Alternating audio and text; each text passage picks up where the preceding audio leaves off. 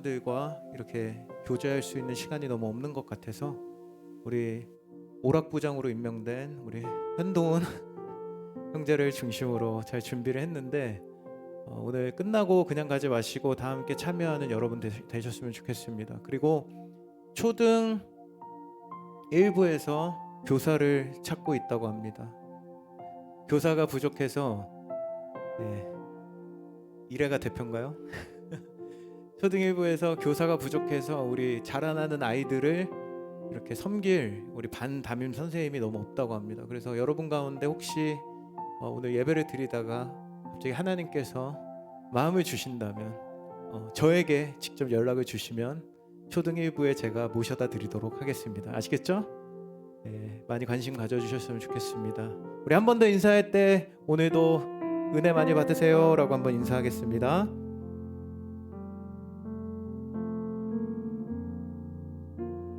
제가 지난주에 연합예배 때 이제 설교가 없어서 지난주에 모처럼 이런 얘기 하면 안 되지만 오징어 게임을 봤습니다. 여러분 다 보셨죠? 작년 12월에 나왔나요? 12월 말에 나왔죠. 12월 말에 나왔는데 이제서야 제가 지난주에 몰아보기를 해보자 해가지고 이제 열심히 이제 봤는데 처음 딱 틀었는데 1화, 2화 일이 지나가면서 굉장히 지루하더라고요. 제가 여러분 영화관만 가면은 금세 잠들었다가 마지막 엔딩 크레딧이 나올 때 깨어나는 것으로 굉장히 유명한 대한민국에서 가장 유명한 사람입니다. 제가. 그래서 제 아내도 데이트할 때 한 번 영화관에 간 이후로 다신 너와 함께 할 수 없다. 각자 가자. 그래서 저는 그 뒤로 영화관을 잘 가지 않는데 어쨌든 지루해서 이제 막 넘기다가 이제 시즌 1에서도 등장했던 게임이죠. 사진 한번 보여주실래요? 무슨 게임이죠? 무궁화 꽃이 피었습니다를 하는 장면에서부터 제가 갑자기 정신이 번뜩 들기 시작한 거예요. 그래서 이제 여기서부터 제가 열심히 이 드라마를 보기 시작을 했는데 여기 보면은 이곳에 참가한 사람들은 어떻습니까? 이 게임이 어떤 게임, 물론 무궁화 꽃이 피었습니다라는 게임이라는 것을 인지는 했겠지만 이 게임의 룰이 지금 정확하게 어떻게 될 것이고 이 게임이 어떻게 될지를 전혀 알지 못한 채 그 결과를 알지 못한 채 이 게임 가운데로 나아가게 됐는데요. 근데 이곳에 참가하고 있는 거의 모든 사람들이 그저 빨리 내가 상금을 타야겠다. 내가 빨리 여기서 돈을 가지고 탈출해야겠다라는 마음으로 굉장히 열심히 또 기쁜 마음으로 즐거운 마음으로 게임을 시작하게 됩니다. 근데 이미 이 게임을 경험한 적이 있었던 사람이 한 사람이 있었습니다. 누구죠? 456번. 456번 씨가 이정재 씨가 사람들을 향해서 외치는 장면이 등장해요. 얼음! 비슷한가요? 절대 제가 시키지 않았습니다, 여러분. 절대 움직이지 말라고 이야기를 하고 여러분이 말을 할 때에도 입을 가려서 말을 해야 된다라고 온 힘을 다해서 소리치는 장면이 등장합니다. 그런데 그곳에 등장하는 사람들, 많은 사람들이 어떤 태도를 보이죠? 이 이정재 씨가 외치는 소리를 듣지 않고 믿지 않고 조롱하고 네가 뭔데? 라는 반응을 보입니다. 근데 여러분 결국에 그 결과 어떤 일이 벌어집니까? 첫 시작부터 91명의 사람들이 총에 맞아 죽어나가는 장면이 등장한다는 거예요. 여러분 많은 사람들이 결정적인 순간에 믿어야 될 대상을 믿지 않고 자신의 생각과 경험을 더 의존할 때가 너무나 많습니다. 그런데 그런 선택의 결과가 때로는 참혹하고 성공이 아닌 실패야 아무것도 남지 않는 인생으로 전락하게 될 때가 굉장히 많다는 것인데요. 한 책 가운데 이런 책이 있습니다. 키맨 네트워크라는 책이 있는데 여러분 이 책에 보면은 성공한 사람들의 삶의 뒤편에는 누가 있다고 이야기를 하냐면 바로 제목과 같이 누가 있을까요? 키맨이 있다는 것을 이야기합니다. 여기서 키맨은 어떤 문제를 해결하거나 의사를 결정할 때 핵심적인 역할을 감당할 수 있는 힘과 능력을 그리고 영향력을 가진 사람을 의미하는데요. 그러면서 이 책은 큰 재능을 지니고 많은 노력을 다했음에도 마땅한 보상이나 성공을 거두지 못하는 사람들이 왜 생기게 되는가라는 이 질문을 던지면서 그 이유로 인생의 키맨과 연결되지 않았기 때문이라고 이 책에서는 이야기하고 있습니다. 그런데 오늘 우리가 읽은 이 본문 속에 등장하는 나옴이라는 이 사람은 인생의 모든 것을 잃어버린 현장에서 누가 인생의 핵심적인 역할을 할 수 있는 사람인지를 오늘 본문에 보면 발견하고 있다는 거예요. 참된 안식을 누리기 위해 누구와 연결되어야 하는가? 참된 안식과 평안을 누리는 그러한 삶으로 나아가기 위해 누구와 연결되어야 하는가? 여러분, 이것을 오늘 나오미는 발견합니다. 그리고 룻을 향해 결정적인 권면을 하고 있는 내용이 오늘 본문에 등장하고 있는데요. 오늘 본문 바로 앞쪽에 등장하고 있는 우리 2장 17절의 말씀을 같이 한번 읽어보도록 하겠습니다. 시작. 께서 저녁까지 줍고 그 주운 것을 떠니 보리가 한 에바쯤 되는지라. 지금 보아스의 밭에서 열심히 이삭을 줍던 이 룻이 한 에바의 보리를 저녁까지 주운 뒤에 집으로 돌아가는 내용입니다. 근데 여기서 이제 에바라는 이 단어는 원문에 보면은 바구니라는 뜻을 가지고 있는 단어입니다. 그래서 좀 커다란 한 바구니에 넣을 정도의 양으로 이 가루나 볶은 곡식 등을 재는 단위로 여기서 이제 한 에바가 한 22리터 정도 되는 양이라고 할 수 있는데요. 실제 농사를 지어가지고 수확한 것이 아니라 이 떨어진 이삭줍기를 통해 수확할 수 있는 곡식의 양으로는 생각보다 많은 양의 수확이라고 할 수 있는데요. 그런데 지금 이 룻이 자신에게 이 낯선 땅이었던 남의 땅에서 이만큼의 수확이 가능했던 이유는 무엇이었습니까? 룻이 지금 많은 곡식을 모아가지고 집으로 왔는데 이 많은 곡식을 자기의 손에 넣을 수 있었던 비결이 무엇이었습니까? 룻의 손놀림이 굉장히 빨라서였을까요? 무슨 낚시 도구처럼 휙휙휙 해가지고 콕콕콕 해가지고 다다다닥 찍어 올리는 도구가 있어서 이런 수확을 올렸을까요? 이게 아니라 오늘 룻이 이만큼의 수확을 얻을 수 있었던 것은 바로 이 밭의 주인이었던 보아스의 호의가 있었기 때문에 가능했던 일이었는데요. 우리 2장 15절 16절을 한번 읽어보겠습니다. 15절 16절 시작.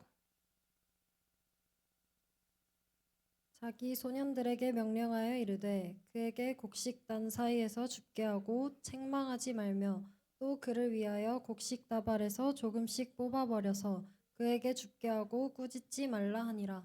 여러분, 여기 보면은 지금 보아스가 무엇을 지시하고 있습니까? 룻으로 하여금 밭의 변두리가 아니라 곡식단 사이에서 이삭을 줍게 하고 책망도 하지 말고 그녀 몰래 곡식 다발에서 조금씩 뽑아서 막 버려두어서 이곳에서 많은 수확을 얻을 수 있도록, 그러면서도 꾸짖지 말라고 명령하고 있습니다. 실제 룻이 받게 되는, 어떻게 보면 굉장히 지나쳐 보일 만한 정도의 호의로 인해 추가로 발생된 어떤 문제들까지도 없애고 있는 것인데요. 그러면 제가 저희 집 아이들과 집에서 가끔씩 보물찾기를 할 때가 있습니다. 그런데 이 아기들이 이 보물찾기를 할 때 이 보물을 찾기 위해서는 어떻게 해야 돼요? 찾기 쉬운 곳에다 놓아줘야 됩니다. 제 눈에만 보이는 책장 위에 올려놓는다든지, 저만 잡을 수 있는 어디 냉장고 위에다 올려둔다든지, 그러면 어떤 일이 벌어져요? 난리가 납니다. 아빠는 이것을 숨기지 않았어 이러면서 짜증을 내요. 이 아이들이 찾을 수 없기 때문에 꼭꼭꼭꼭 숨겨두는 척 하면서도 이 아이들의 눈높이에서 찾을 수 있도록 살짝살짝 보이게 이렇게 숨겨두면 마치 자기들이 무슨 능력이 좋아서 찾은 것처럼 찾았다라고 하면서 굉장히 행복해한다는 것인데요. 여러분, 제가 아이들을 위해서 눈높이에 맞게 이 보물을 숨기듯이 이 보아스의 주도 면밀하고 철저히 계산된 호의를 통해서 룻이 눈치채지 못할 만큼의 수준에서 정확하게 그녀에게 필요한 만큼의 식량을 가져가게 함과 동시에 사람들과의 관계에서도 어떤 문제나 갈등을 가져오지 않을 만큼의 정확하게 계산된 은혜를 누릴 수 있도록 이렇게 호의를 베풀었던 것인데요. 여러분, 근데 제가 이 보아스의 호의를 계속해서 보면서 느끼는 것은, 오늘 이 보아스가 룻을 위하여 지시했던 것처럼 우리 인생 가운데 동일하게 임하게 되는 하나님의 은혜에 대해서 생각해 보게 되는데요. 여러분, 우리 삶의 현장에도 마치 이 보아스의 밭에 버려진 곡식 다발과 같은 것들이 존재하고 있을 것입니다. 여러분, 이것을 지난번에도 제가 나누었듯이 기독교 용어로 뭐라고 한다고 했죠? 섭리라고 이야기를 했습니다. 하나님께서 예정된 계획을 우리 모든 인생 가운데 이루어 가실 때 바로 이 하나님의 섭리가 작용한다는 것인데요. 이 섭리는 하나님께서 하나님 편에서 마치 보아스가 의도했듯이 분명한 의도와 치밀한 계획들이 반영되었다 할지라도 우리 편에서는 그것이 늘 대단한 기적이나 결과로 주어지지는 않는다는 것입니다. 왜요, 여러분? 하나님의 섭리는 우리의 뒤에서, 우리의 배후에서 일어나고 이 죄인된 우리 인간의 편에서는 그것이 하나님의 은혜이거나 하나님의 호의라는 것을 발견하지 못하는 경우가 대부분이기 때문인데요. 사실 오늘 본문에서 룻의 입장에서도 이렇게 많은 곡식을 수확하고 주울 수 있었던 것 자체가 내가 아침부터 저녁까지 열심히 쉬지 않고 일했기 때문이라고 생각하고 이것은 열심히 시간을 들여 노동했던 그 노동의 대가 정도로 생각할 수 있었던 상황이었다는 것입니다. 하지만 결론적으로 여러분이 룻이 가져갔던 풍성한 곡식의 수확의 결과가 무엇으로부터 비롯된 것이었습니까? 룻의 열심이 아니라, 룻의 수고가 아니라 바로 보아스의 호의였고 보아스로부터 임한 헤세드의 결과 때문이었다는 것을 우리가 알 수 있는데요. 마찬가지로 오늘 우리가 이 세상에서 예수 그리스도를 나의 주, 나의 구주 하나님으로 믿고 영접하여 약속의 자녀로의 삶을 살아가는 모든 사람들에게는 반드시 하나님의 이러한 의도된 계획과 은혜들이 우리의 삶 가운데 존재한다는 것입니다. 여러분, 믿으십니까? 내가 직장에 취직을 하고 내가 이 대학에 합격을 하고 내가 오늘 이런 환경과 상황을 살아가고 내게 이러한 삶을 허락하신 것, 내가 좋은 사람들을 만나고 이런 사람들을 만나고 시험에 통과하고 내 발걸음을 내딛는 그 삶의 현장 속에서 이런 것들이 마치 나의 노력과 내가 들인 시간과 행위에 대한 보상처럼 느껴지듯 다가오지만 실제로 하나님의 자녀들에게 베푸시는 하나님께서 예비하신 의도된 은혜와 섭리임을 우리는 기억하셔야 됩니다. 사랑하는 여러분, 우리 인생에 하나님의 은혜가 결여된 것 같고 내 삶이 때론 공허하고 텅 빈 것 같고 하나님의 은혜가 멈춰진 것 같이 느껴지는 순간마다 여러분의 삶 가운데 버려져 있는 곡식다발과 같은 은혜와 섭리를 발견하는 귀한 은혜가 있기를 주님의 이름으로 축원합니다. 여러분, 무엇보다 새롭게 시작한 학기 어떠세요? 재밌어요? 새로운 환경으로 나아간 우리 신입생들, 매주 새롭게 시작하는 직장인들, 여러분 무엇을 느끼며 살아가고 계십니까? 우리가 늘 새로운 삶에 대한, 환경에 대한 기대감도 갖고 있지만 늘 우리 마음 한켠에는 두려움도 찾아오게 되는데요. 그곳에 하나님께서 예비하신 사람들, 관계들, 환경들 가운데 얼마나 많은 하나님의 은혜가 우리의 삶 가운데 존재하고 있는지, 우리 편에서 눈치채지 못하고 있는 수많은 하나님이 예비하신 은혜들이 우리 삶을 덮고 있다는 그 사실을 발견하게 되는 은혜가 있기를 주님의 이름으로 축복합니다. 그런데 오늘 삶에 이 숨겨진 듯 보인 하나님의 섭리를 누가 발견하고 있습니까? 지금 룻이 생각보다 많은 양의 곡식을 주워온 것을 본 이 나오미는 오늘 본능적으로 이것이 하나님께서 예비하신 섭리이고 은혜라는 것을 깨닫기 시작하는데요. 그럼 어떤 일이 일어났는지를 룻에게 들으며 이 곡식들이 보아스의 밭으로부터 얻게 된 것임을 이야기하니까 오늘 나오미는 이렇게 이야기를 합니다. 우리 20절 말씀을 같이 한번 읽어보겠습니다. 시작. 나오미가 자기 며느리에게 이르되 그가 여호와로부터 복받기를 원하노라. 그가 살아있는 자와 죽은 자에게 은혜 베풀기를 그치지 아니하도다 하고 나오미가 또 그에게 이르되 그 그 사람은 사람은 우리와 우리와 가까우니 가까우니 우리 우리 기업을 기업을 물을 물을 자 자 중에 중에 하나이니라 여러분 하니라. 지난번에도 이야기했지만 기업 물을 자는 무엇이었습니까? 기업 물을 자? 가정의 진빚을 탕감해 주거나 가난해서 이 기업을 이 땅을 잃어버릴 위기에 처했을 때 가까운 친척이 대신 값을 지불하고 사주는 구속자 제도라고 이야기를 했습니다. 이 말이 되찾다라는 뜻의 고엘이라는 단어를 사용해서 성경에서는 고엘 제도라고 이야기를 하는데요. 심지어 후손이 없이 사망한 친족의 경우 어떻게 한다고 했죠?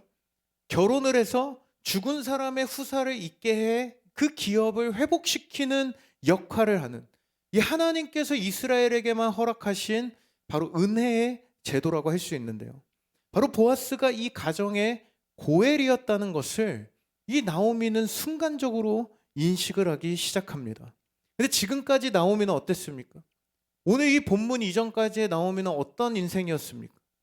하나님을 등진 인생을 살아가며 영적인 자각 능력을 잃어버린 채 살아갔던 나오미는 사실 이 율법이나 이 고엘 제도에 대한 생각 자체를 전혀 하지 못하고 있었습니다. 룻기 1장에서도 베들레헴에서 귀환한 즉시로 뭐라고 고백하고 있죠? 내 인생이 뭐와 같다?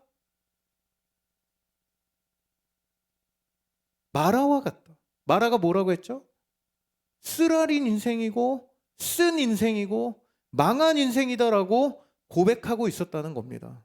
그런데 20절에서 그녀가 이야기하듯 지금 나오미가 하나님의 은혜의 그 존재를 인식하기 시작했다는 거예요. 20절을 다시 한번 보시면 제 밑줄 본문을 보시면 그가 여호와로부터 복받기를 원하노라. 그가 살아있는 자와 죽은 자에게 은혜 베풀기를 그치지 아니하도다. 여러분 여기서 이 은혜의 주체가 하나님인지 보아스인지는 사실은 불분명하다고 이야기를 하지만 나오미는 룻과 자신의 삶의 그 어떤 도처에 감춰진 듯 보였던 이 은혜를 발견하기 시작했다는 거예요. 여기서 쓰인 은혜라는 이 단어가 바로 헤세드라는 단어인데요. 지금 보아스의 존재를 인식하자마자 나오미는 하나님께서 의도하시고 예비하신 이 은혜들을 깨닫기 시작합니다. 하나님의 섭리를 의식하기 시작했다는 거예요. 지금 상황이 달라진 것은 없었습니다. 여전히 마라와 같은 인생이었어요. 여전히 소망이 없는 인생이었습니다. 하지만 하나님의 개입을 의식하기 시작했다는 거예요. 하나님의 섭리가 자신의 의식 속에 발견되니까 겨울과 같은 차가운 자신의 인생, 그러한 인생의 봄이 찾아오기 시작을 하고 마라와 같은 인생이 회복되기 시작을 하고 이 나오미의 일상에 가슴 뛰는 설레임과 같은 그런 인생이 회복되기 시작했다는 것입니다. 사랑하는 여러분, 바로 우리 안에 참된 회복은요, 하나님의 헤세드를 의식하는 것에서부터 시작한다는 것을 기억하시기 바랍니다. 믿음으로 생각하고 영적인 눈으로 상황과 환경을 해석할 수 있는 이 믿음.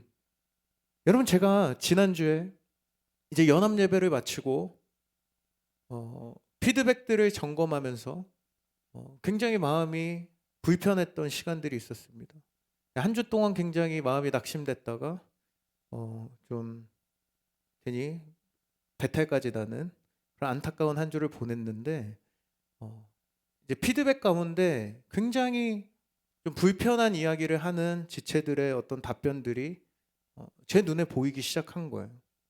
그래서 이것들을 읽어 내려가는데 도대체가 이렇게 어떻게 불평불만을 이렇게 할 수 있는 것인가 라고 하면서 제 마음의 한순간에 마라와 같이 변하는 것을 느꼈습니다. 그럴 때 뭘 해야 됩니까? 근데 여러분 제가 그러한 마음으로 불편감을 느끼고 있을 때 몇몇 사람들을 통해 이런 이야기를 듣게 됩니다. 목사님, 그런 답변을 한 사람이 지금 여기 잘 보니까 5명밖에 안 되네요. 100명 이상의 사람들이 좋은 피드백을 하고 있다라고 이야기를 해주시는 거예요. 그래서 제가 이 말을 들으니까 갑자기 제 눈에 보이던 그 불평불만의 그 피드백이 갑자기 보이지 않기 시작하고 긍정적인 답변들이 제 눈에 보이기 시작한 겁니다. 그러면서 오히려 이 많은 사람 가운데 부정적인 의견이 수두룩하지 않고 5명뿐이구나라는 이 생각의 저의 변화, 인식의 변화를 통해서 제 마음이 나오미와 같은 마라와 같은 상태에서 하나님의 헤세드를 발견한 한 주가 되었다는 것입니다. 여러분, 우리의 인생의 문제에서도 이와 같은 생각의 전환이 필요하다는 것입니다. 우리 삶에 느껴지지 않는다고 하나님이 없다고 말하는 것이 아니라, 내 삶에 하나님이 느껴지지 않는다고 하나님이 안 계시다고 말하는 것이 아니라, 보이지 않는 하나님이시지만 여전히 하나님은 존재하고 계시고, 보이지 않는 하나님의 사랑이 여전히 내 삶에 일하고 계신다는 이 믿음의 자각과 인식의 변화가 일어날 때, 우리의 삶은 실패와 절망의 자리에 머물러 사는 인생이 아니라 소망으로 회복된 삶으로 나아가게 되는 줄 믿습니다. 여러분, 전문가들이 말하는 앞으로 우리의 미래, 인터넷이 말하는 우리의 앞으로의 전망, AI가 말하는 그러한 대답, 세상의 수많은 정보들이 말하는 우리 인생의 그런 어떠한 절망적인 이야기를 들을 때 여러분 어떤 마음과 생각을 갖고 있습니까? 무엇이 여러분의 생각을 지배하고 있습니까?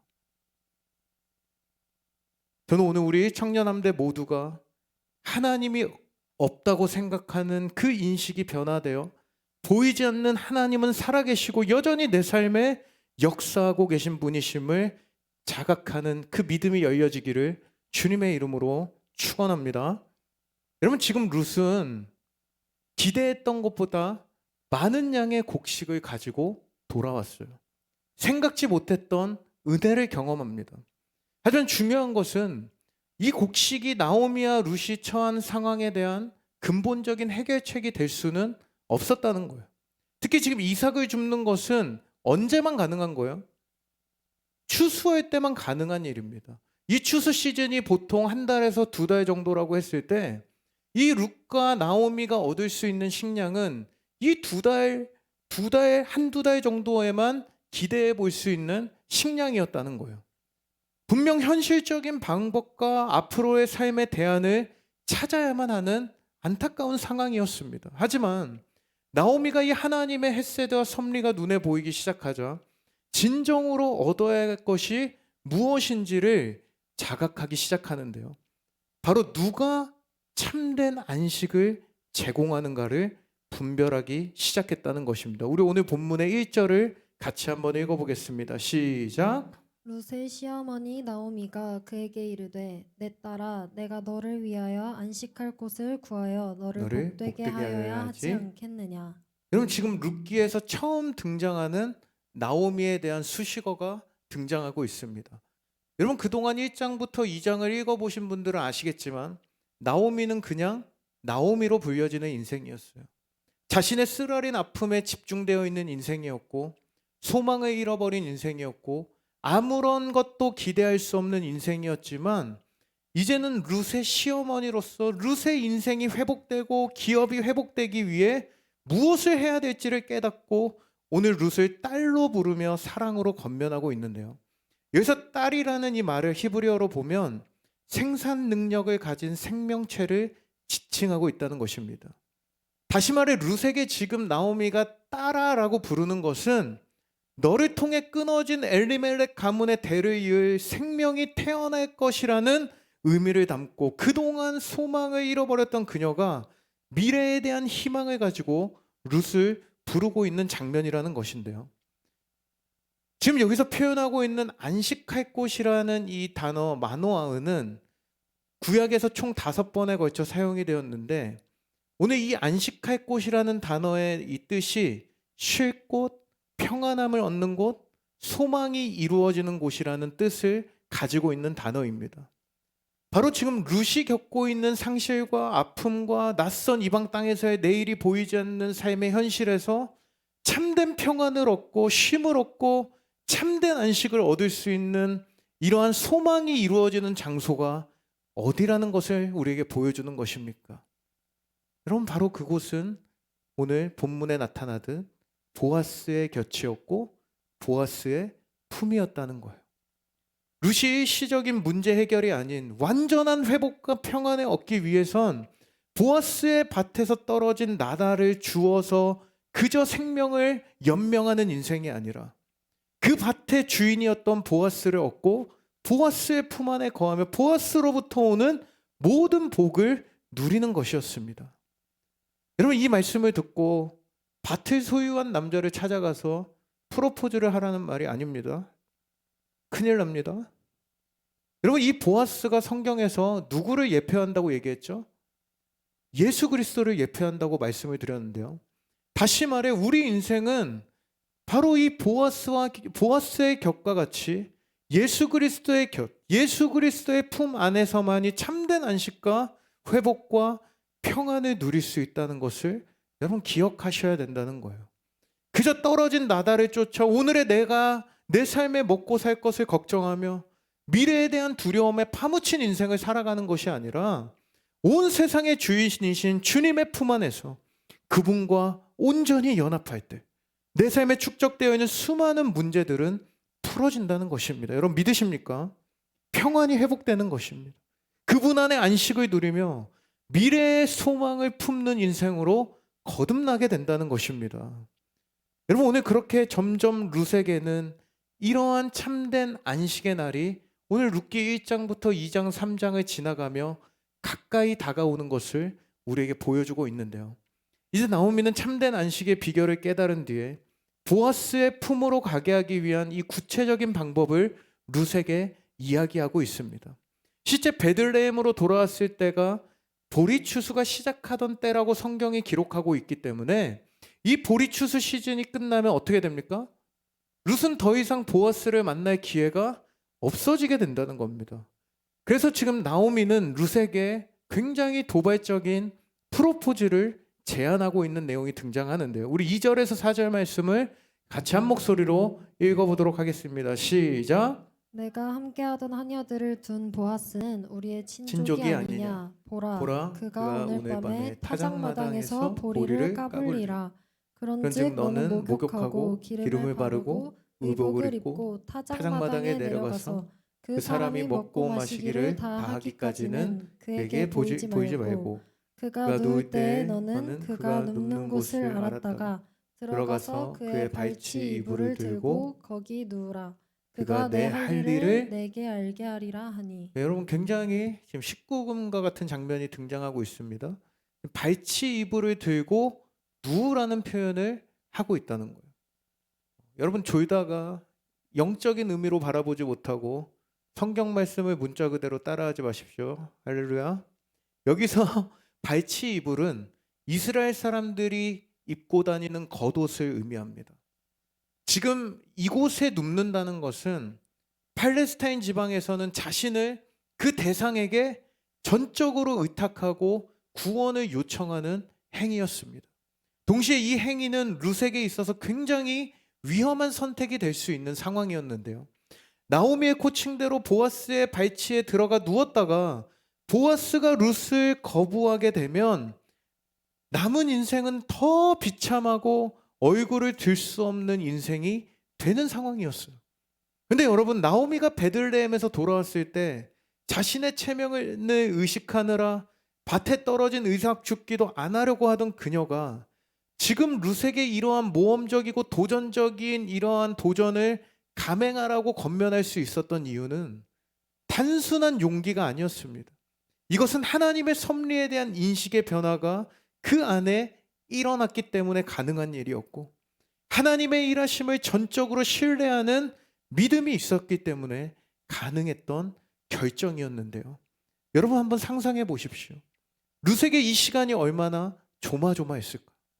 갑자기 깨서 룻을 발견하여 무슨 벌레가 나타난 줄 알고 소리를 지른다거나 집안의 다른 사람들에게 발각이 된다거나 그랬을 때 어떤 일이 벌어질까요? 그런데 여러분 우리가 인생의 참된 안식을 얻기 위해서는 참된 평안을 누리며 살아가기 위해서는 예수 그리스도가 우리의 구원자라는 사실을 단순히 아는 것에서만 그쳐서는 안 된다는 겁니다.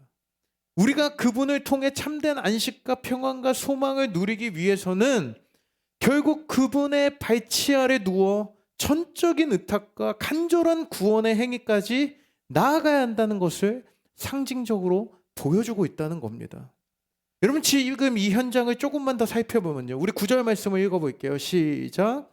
이르되 내가 누구냐 하니 대답하되 나는 당신의 여종 루시오니 당신의 옷자락을 펴 당신의 여종을 덮으소서. 여러분 루시 말하죠. 당신의 옷자락을 펴서 여종을 덮으소서. 이 여종을 덮는다는 것은 이제 밀접한 관계 안으로 들어간다는 것을 의미하고 있습니다. 여러분 룻은 담대하게 보아스의 사랑을 갈구했고 이 무너진 가정의 고엘로 구속자로 기업 무르자로 보내신 이 사람을 통해 완전한 회복과 안식을 누리겠다는 간절한 의지를 전하는 사랑의 고백이자 행동이었다는 것입니다. 여러분 이러한 룻의 간절한 다가감, 간절한 행동 위에 오늘 보아스는 이런 룻의 간절한 사랑의 고백과 구원의 고백 앞에 최선의 화답으로 나아가고 있습니다. 우리 15절 말씀을 같이 읽겠습니다. 시작. 보아스가 이르되 내 겉옷을 가져다가 그것을 그것을 펴서 펴서 잡으라 잡으라 하매 그것을 펴서 잡으니 보리를 6번 되어 룻에게 룻에게 지어주고 지어주고 성읍으로 들어가니라. 여러분 지금 뭘 하고 있습니까? 보아스가 룻의 겉옷에 보리를 담아주고 있어요. 이제 나오미와 룻의 빈손과 같은 인생 가운데 보리를 넉넉히 채워주고 있는 그림이 등장하고 있는데요. 여러분 이것은 단순히 곡식만이 아닌 곧 이어질 이 기업물을 짜인 보아스와 룻의 결혼을 통해서 주실 이 연합과 생명의 결실을 통한 완전한 회복과 진정한 안식이 이 인생 가운데 찾아오고 있었던 것인데요. 그렇다면 오늘 이 말씀에서 왜 룻은 6번 보리를 데워주었어요? 룻에게 왜 6번 보리를 데워주고 있었을까요? 여러분 성경에서 6이라는 숫자는 무엇을 의미하고 있습니까? 하나님이 세상을 창조하실 때 며칠 동안 창조하셨죠? 6일 동안 창조하셨습니다. 그리고 7일째에 뭘 하셨죠? 안식하셨어요. 여러분 그래서 이스라엘의 안식년 규례는 6년 동안 일하고 노동한 뒤에 마치 7일째 하나님께서 안식하셨던 것처럼 7년째 되는 해에 안식년을 맞이하게 됩니다. 그래서 성경에서 하나님께서 안식함을 의미하는 이 7이라는 숫자는 완전한 숫자를 상징하고 있어요. 그렇기 때문에 여러분 지금 1, 2, 3, 4, 5를 지나 6이라는 이 숫자에 도달하는 것. 이 6이라는 숫자는 바로 이 완전한 숫자 이전의 최대치의 수고와 노동과 헌신을 의미하게 된다는 것입니다. 결국 룻의 겉옷자락에 6번의 보리를 데워줄 때 보아스가 룻에게 전하고 있는 암묵적인 메시지가 뭐라는 것입니까? 룻? 너무 외져여가지고 이게 룻? 당신의 이 소망 없는 인생, 이 대가 끊어진 인생, 더 이상 자손의 축복을 누릴 수 없는 인생의 절망 가운데 완전한 회복과 진정한 안식이 멀지 않았습니다. 여러분 그리고 보아스는 이야기예요. 17절 시작. 내게 이 보리를 6번 데워주며 이르기를 빈손으로 내 시어머니에게 가지 말라 하더이다 하니라. 여러분 빈손으로 가지 말라. 이 빈손이라는 라켐이라는 히브리어 단어는 룻기에 딱 한 번 언급되어 있는 단어입니다. 그게 언제냐면 나오미가 베들레헴으로 돌아올 때 뭐라고 고백하죠? 여호와께서 나를 빈손으로 돌아오게 하셨다는 탄식 가운데 사용된 단어였다는 거예요. 보아스가 빈손으로 가지 말고 보리를 6번 데워주었을 때 나오미는 이 의미를 즉각적으로 알아차립니다. 하나님의 계획과 뜻을 확신하게 된 것인데요. 이러한 보아스의 행동과 말 속에 하나님의 음성을 듣게 됩니다. 너의 인생은 텅 빈 인생이고 너의 인생은 모든 것을 잃어버렸고 더 이상 남은 소망도 없다고 생각하지만 나는 너의 인생을 그렇게 버려두지 않을 것이다. 나의 사랑, 나의 햇새드로 빈손인 줄 알았던 너의 인생을 넘치도록 채워줄 것이다. 여러분 하나님 앞에 나와 그 발치에 누워 주님의 사랑을 갈구하는 한 사람을 하나님은 결코 빈손으로 살아가게 하지 않으실 것입니다. 여러분 믿으십니까?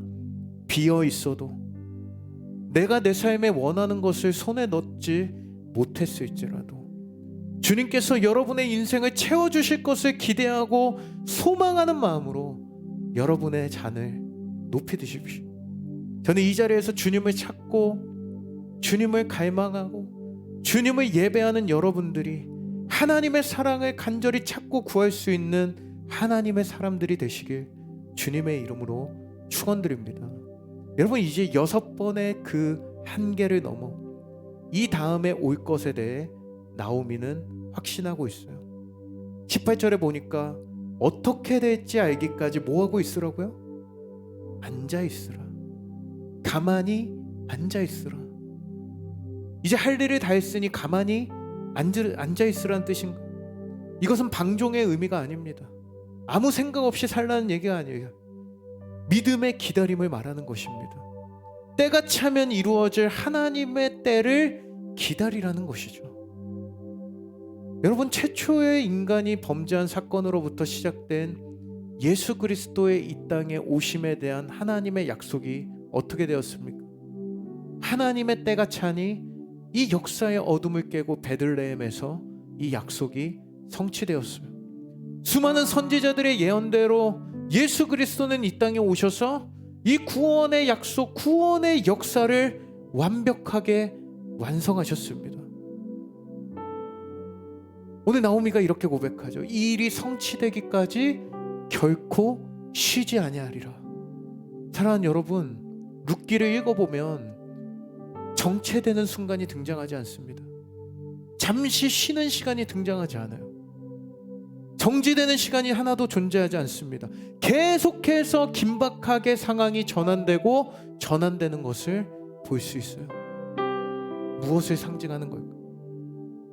여러분, 하나님은 오늘도 지금 이 순간도 쉬지 않고 일하고 계신 분이심을 드러내 보이고 있는 이 룻기서가 드러내는 상징적인 의미입니다. 여러분, 룻과 보아스의 사랑이 무르익듯이 예수님과 나의 사랑, 예수님과의 나의 관계가 충분히 여러분 깊어지는 삶을 살아가고 있습니까?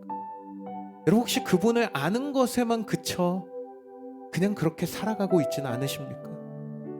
저는 오늘 십자가 사랑 안으로 들어가 주님과 뜨거운 사랑의 관계로 연합하고 주님 품 안에서 참된 만족과 안전함이 보장된다는 사실을 여러분 기억하면서 오늘 우리에게 주어진 일상 가운데서 하나님께서 내 삶을 통해 일하실 일들을 기대하며 삶의 현장으로 돌아가는 여러분의 삶이 되기를 간절히 소망합니다. 그리고 그곳에서 여러분의 삶의 현장에 숨겨져 있는 하나님의 햇새들을 발견하면서 절망스럽고 때로는 만족스럽지 못한 내 인생에 다시 한번 밝은 빛으로 회복되어지는 놀라운 은혜가 우리 삶에 부어지게 되기를 주님의 이름으로 축원합니다.